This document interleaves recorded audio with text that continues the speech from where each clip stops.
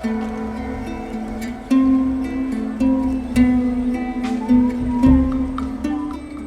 menengok catatan sejarah, disebutkan bahwa Majapahit pernah menjadi imperium di Nusantara, sebagaimana digambarkan dalam Kitab Negara Kertagama. Meski hanya berdiri sekitar 200 tahun, kekuasaan Majapahit membentang dari wilayah paling barat Pulau Sumatera hingga Maluku di bagian timur.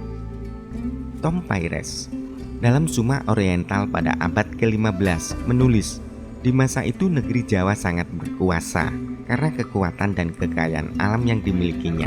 Juga karena kerajaan ini melakukan pelayaran ke berbagai tempat yang jauh.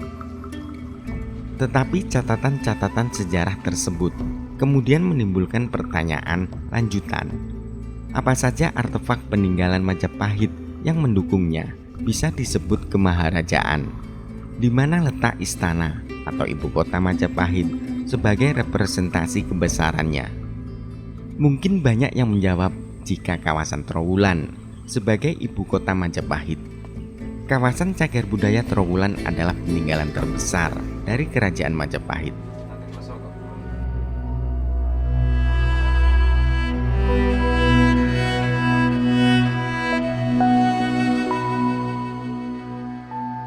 Dengan luas sekitar 100 km persegi, situs yang terletak di Kabupaten Mojokerto, Jawa Timur tersebut memiliki beberapa peninggalan kuno dari Majapahit yang bisa dijumpai hingga saat ini, seperti Candi Brahu, Candi Tikus, Candi Bajang Ratu, Candi Wringin Lawang, Kolam Segaran, situs-situs terakota seperti situs Sumur Upas, serta ribuan temuan terangkat seperti peralatan rumah tangga hingga keramik.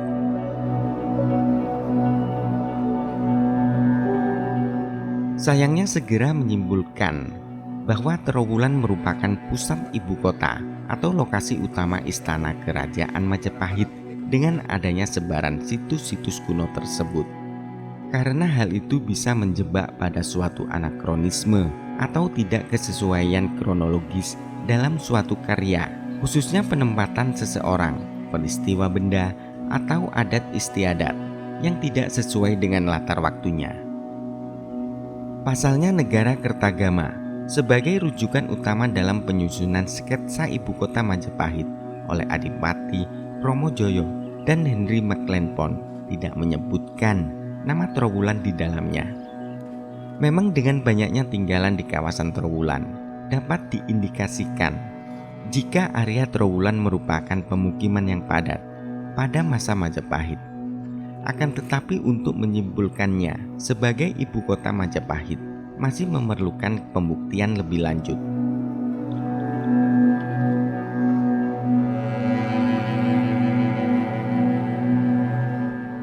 Kepastian mengenai di mana Kedaton atau ibu kota Majapahit yang masih diliputi misteri tersebut tidak jarang memunculkan pertanyaan mengapa kerajaan yang dianggap terbesar ini tidak meninggalkan prasasti-prasasti dan peninggalan megah dan monumental.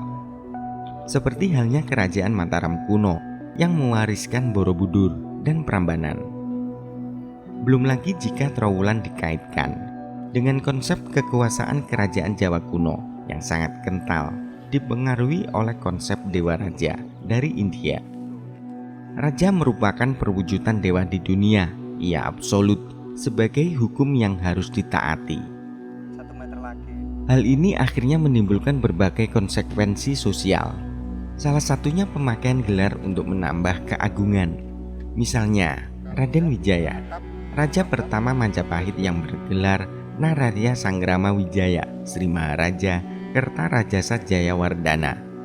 Begitu pula Hayam Wuruk yang dianggap sebagai raja dalam puncak kebesaran Majapahit yang bergelar Maharaja Sri Rajasa Negara. Meski begitu, pengaruh dari konsep Dewa Raja bukan saja soal pemakaian gelar, tetapi juga hingga struktur kota dan pola pemukiman. Daya tarik raja sebagai pusat semesta menjadi magnet bagi raja-raja bawahan atau vassal, pemuka agama, bangsawan untuk tinggal di sekitar raja. Oleh karena itu tempat tinggal raja Oleh Prapanca, dalam Kakawin Negara Kertagama disebut pura dikelilingi oleh puri, yaitu tempat tinggal para petinggi yang membentuk sebuah lingkungan istana atau kedaton yang disebut bumi. Karena diyakini semakin dekat dengan bumi, maka siapapun bisa semakin dekat dengan nirwana atau swarga loka. Di luar kompleks istana sendiri disebut negara, bisa disetarakan pada zaman sekarang sebagai provinsi yang dipimpin oleh Bre. Untuk membedakan antara kosmos bumi dan negara ini, Kakawin Negara Kertagama memberikan keterangan Pura Majapahit dikelilingi tembok batu merah, tebal, dan tinggi. Jika mengikuti pemetaan dari konsep Dewa Raja dan keterangan dari negara Kertagama ini, Trowulan tidak cukup memenuhi syarat dianggap sebagai pusat istana Majapahit sekaligus ibu kota kerajaan.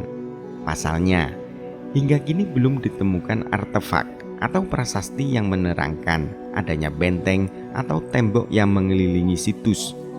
Tidak ada pula ditemukan setidaknya keterangan tempat tinggal para raja vasal atau bre, juga kerabat kerajaan Majapahit di Trowulan.